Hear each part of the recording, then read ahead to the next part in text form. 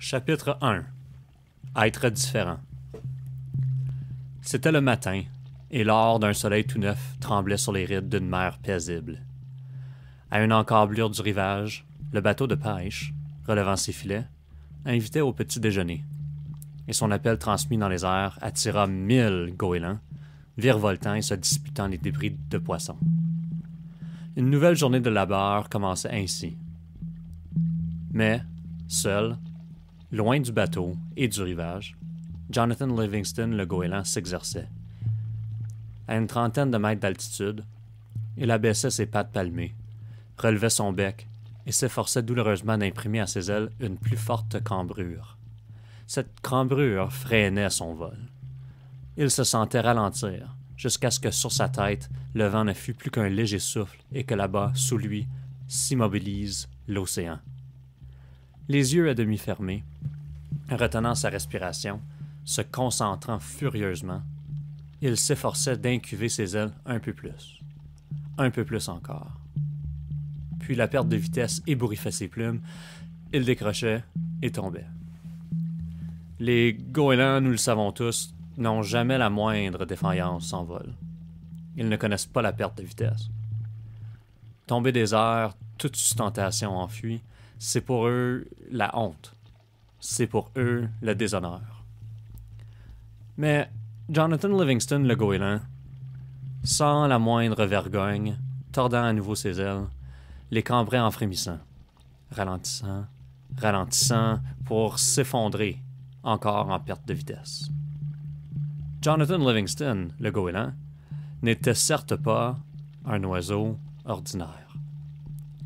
La plupart des goélands ne se soucient d'apprendre, en fait de techniques de vol, que les rudiments, c'est-à-dire le moyen de quitter le rivage pour quêter leur pâture, puis de revenir s'y poser.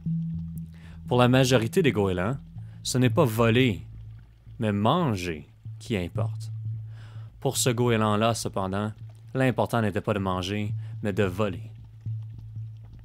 Jonathan Livingston, le goéland, aimait par-dessus tout à voler. Cette façon d'envisager les choses, il ne devait pas tarder à s'en apercevoir à ses dépens, n'est pas la bonne pour être populaire parmi les autres oiseaux du clan. Ses parents eux-mêmes étaient consternés de voir Jonathan passer des journées entières, solitaires, à effectuer des centaines de planées à basse altitude, à expérimenter toujours. Ils se demandaient pourquoi, par exemple, lorsqu'il survolait l'eau à une hauteur de la moitié de son envergure, il pouvait demeurer en l'air plus longtemps à moindre effort. Ces planées ne se terminaient pas par l'habituel éclaboussement que provoque sur la mer l'impact des pattes abaissées par un long sillage, plat lorsqu'il touchait la surface, pattes escamotées. Quand il se mit, au milieu de la plage, à atterrir sur le ventre, puis à mesurer à pas compter la longueur de sa glissade sur le sable, ses parents furent vraiment plongés dans une véritable consternation. « Mais John, lui demanda sa mère, pourquoi? Mais pourquoi? Pourquoi t'est-il donc si difficile, John, d'être comme tous les autres membres de la communauté? Ne peux-tu pas laisser le vol en race motte aux pélicans et aux albatros? Pourquoi ne manges-tu pas? Fiston, tu n'as plus que la plume et les os. Maman, cela m'est égal de n'avoir que la plume et les os. Ce que je veux, c'est savoir ce qu'il m'est possible et ce qu'il ne m'est pas possible de faire dans les airs. Un point, c'est tout. Et je ne désire pas autre chose. Voyons, Jonathan, lui dit non sans bienveillance son père. L'hiver n'est pas loin. Les bateaux vont se faire rares et les poissons de surface gagner les profondeurs. Si étudier est pour toi un tel besoin, alors étudie tout ce qui concerne notre nourriture et la façon de se la procurer. Ces questions d'aérodynamique, c'est très beau, mais nous ne vivons pas d'un vol plané. N'oublie jamais que la seule raison du vol, c'est de trouver à manger. Jonathan, obéissant, acquiesça. Durant les quelques jours suivants, Jonathan s'efforça de se comporter à l'instar des autres goélands. Il s'y efforça vraiment, criant et se battant avec ses congénères autour des quais et des bateaux de pêche, plongeant pour attraper des déchets de poissons et des croûtons de pain. Mais le cœur n'y était pas. Cela ne rime à rien, se disait-il, abandonnant délibérément un anchois, durement gagné à un vieux goéland affamé qui lui donnait la chasse. Dire que je pourrais consacrer toutes ces heures à apprendre à voler. Il y a tant et tant à apprendre. Il ne fallut donc pas longtemps à Jonathan le goéland pour se retrouver à nouveau seul en pleine mer, occupé à apprendre, affamé, mais heureux. L'objet de son étude était maintenant la vitesse. Et en une semaine d'entraînement, il apprit plus sur la vitesse que n'en savait le plus rapide des goélands vivants. Battant des ailes de toutes ses forces, à une hauteur de 300 mètres, il se retournait pour piquer à tombeau ouvert vers les vagues.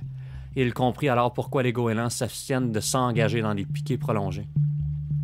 En moins de 7 secondes, il atteignait les 110 km/h, vitesse à laquelle les ailes des goélands deviennent instables.